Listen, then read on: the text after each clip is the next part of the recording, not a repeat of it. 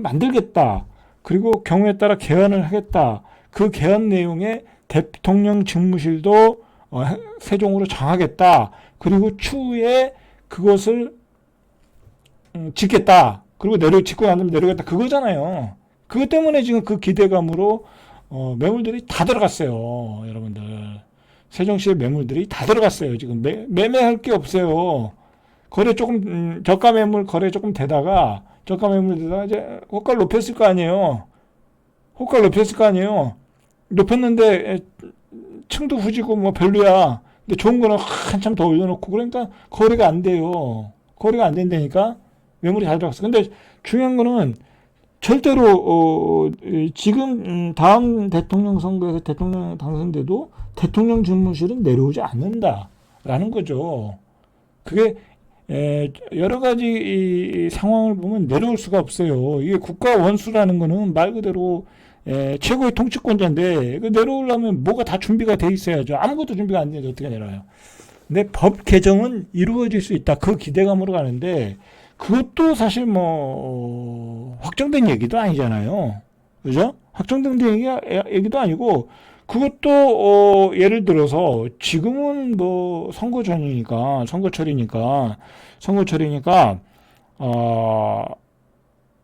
여야가 행정수도 특별법 반대입니다.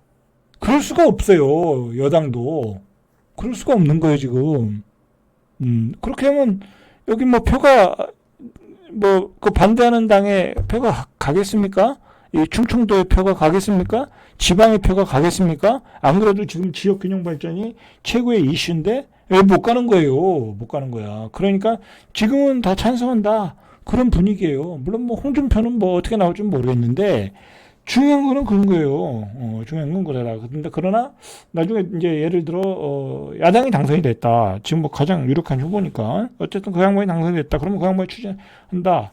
그러면 이 여당이 지금의 여당이 또 찬성을 해줘야 되는 부분도 있죠. 왜냐하면 서로가 합의를 해야 되는 거지. 일방적으로 하는 건 또 의미가 별로 없어요. 아무리 지금의 야당이 국회 의수가 많더라도 왜냐하면 어떤 여야 합의하에 이루어져야지 지역 간의 마찰이 없는 거예요. 자 그런 상황이다. 자 그런 상황에서 지금 벌어졌기 때문에 뭐 확실한 건 아니다. 이렇게 예전에도 뭐 국회가 내려온다고 해서 그때 완전히 거품이 생겼잖아요. 거품이 빠졌잖아요. 자 그런 문제가 지금 있다. 자 그리고 지금 우리나라의 문제를 딱 뽑아보면요. 저출산 고령화가 일단 첫 번째 문제고요. 애를 안 낳는 거. 그 다음에 균형 발전, 국가 균형 발전이 완전히 깨졌잖아요. 그게 그 근본적인 원인이에요. 젊은이들이 다 서울로 왜 가겠어요? 거기에 다 그 좋은 직장 다 있고 거기에 좋은 대학 다 있고 그래서 가는 거 아니에요. 그리고 거기서 애들 교육 좋은 대학은 거기 다 있고 그러니까 우리 서울에 했던 여러 가지 문제들, 집값의 문제들, 싱크홀의 문제들, 여러 뭐 정치적인 문제들, 여러 가지 문제들이 이런 두 가지에 있고요. 그다음에 또 세계화의 붕괴, 뭐 이거는 외교적인 문제고, 그다음에 구경제 구조의 변화, 뭐 이거는 우리 경제의 문제고, 그다음에 AI 투자의 문제, 이거는 이제 우리 성장의 문제고, 이런 문제들이 있거든요. 자, 이런 문제들이 있는데. 이 세종의 이 어떤 그 행정수도 특별법을 통한 행정수도 이전은 이 두 가지를 해결할 수 있는 이 두 가지 세 가지 네 가지를 해결할 수 있는 어떤 중요한 어떤 화두예요, 화두. 그러니까 반드시 이루어져야 되는 거예요. 어떤 당장의 직무실은 안 내려오더라도 최소한 국회 이전 속도를 가속화시키고, 그죠? 국회 이전을 일단 국회가 내려와서 자리를 잡아야 대통령 직무실도 내려오는 거예요, 순서대로. 그리고 이제 그런 거예요. 근데 이게 문제는 뭐냐면요, 속도가 너무 더디다는 거, 속도가 너무 더디다는 거예요, 속도가. 자, 속도가 너무 더디다는 거예요. 문재인 정부 때도 문재인 정부야말로 뭐 노무현 정부를 이어가지고 국가균형 발전을 핵심 화두로 했는데도 그때 뭐 한 게 뭐 있어요, 그죠? 뭐 여가부 아니죠, 저 뭐죠? 행정부, 그 다음에 뭐죠? 기재부인가요? 행정자치부, 과학기술부. 그 두 가지 부서 내려온 거 빼고는 없었죠. 그 다음에 국회를 이전해야 된다라고 법을 만들었나요? 하여튼 그냥 화두만 던졌나? 그래도 어쨌든 화두만 던졌죠. 거의 화두만 던졌던 것 같은데 그러면서 거기까지 했고, 그 다음에 윤석열 정부 들어와서 이제 국회 이전을 확정 졌죠. 이제 그것도 전부 이전하는 게 아니에요. 그냥 상임 부서 이게 한 3분의 2 정도, 상임위원회 한 3분의 2 정도만 내려오고, 그러니까 윤석열 정부에서는 거기까지 한 거예요. 윤석열 정부에서는 사실 직무실도 이전하겠다, 직무실도 짓겠다라고 했는데 그건 추진이 안 됐어요. 하다가 말았어요. 왜 이제 이제 탄핵되고 그러다 보니까 그렇게 됐고, 거기까지밖에 안 했어요. 그러니까 한 일이 없어 사실은. 이재명 이제 야당 때 이제 국회를 확정을 진 거죠. 이제 아무래도 야당이 이제 다수표로 하다 보니까 거기까지 됐는데 그것도 불완전하고 속도도 28년도에 지금 하기로 했는데 아직은 그렇게 속도가 붙진 않고 있어요. 빨리 이제 설계를 해야 될 국면이거든요. 설계하고 해야 되는데 지금 25년도거든요. 그럼 올해 설계하고 올해 설계서 나오고 26년 빨라야 26년부터 공사해야 26, 27, 28 그죠? 그래야 빨라야 28년, 29년이에요.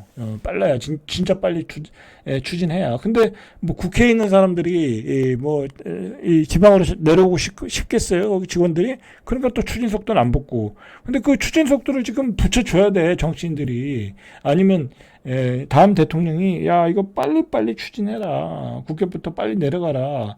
여러분 지금 서울은 완전히 과포화 상태야. 아까 전반 서론에서 이야기했듯이 과포화 상태야. 이대로 가면 서울은 정말 너무 과밀도, 과개발, 과개발이죠. 과개발. 그런 거로 굉장히 부작용이 일어날 수 있어요. 그래서 이제는 전반적으로 도시계획원 학자라든지 교수들, 전반적 정치인들도 다 컨센서스를 이룬 건 사실이에요. 이건 이제 행정수도를 다 옮겨야 된다라는 거는 누구도 부인 안 해요. 누구도 부인 안 해요. 근데 속도가 문제다. 속도에 좀 문제가 있다. 그러나 어쨌든 요번에는 그런 컨센서스가 강하다. 별로 이견이 없다고 하니까 기대감으로 이렇게 가격이 오른 거죠. 가격이 오르고. 그리고 여러분들 이걸 아셔야 돼.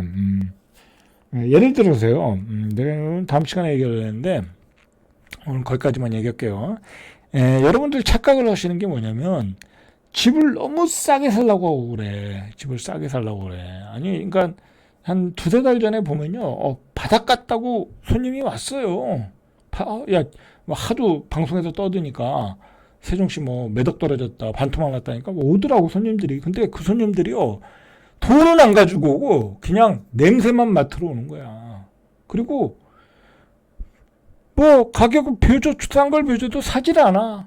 더 떨어지겠죠 가더라고.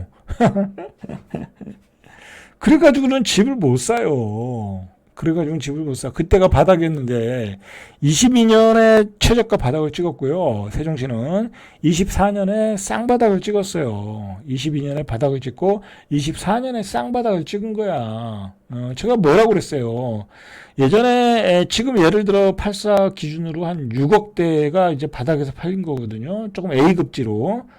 BRT 라인에 A급지로 한 6억에서 6억 한 3천, 4천, 5천에 팔렸는데 얼마 전에 세종시에서 이제 오세훈권에서 분양하니까 6억 2천에 분양했잖아요. 그 입지가 안 좋은데. 그 입지가 완전히 진짜 최악의 입지 아파트가 6억 2천에 분양했잖아요. 그러면서 매수세가 돌아버렸어요. 그래서 내가 그랬잖아. 이 6억 밑으로는 떨어지질 않는다. 6억 밑으로는 떨어지질 않는다라고 얘기를 했어요. 네?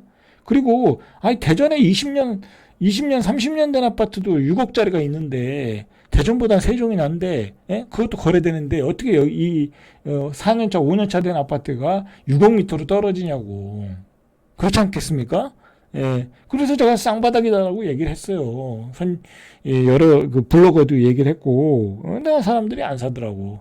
그리고 여러분들 착각을 하시면 안 되는 게, 예를 들어요, 한 1000가구 되는데, 1000가구 아파트가 있어요. 세종시 예를 들어.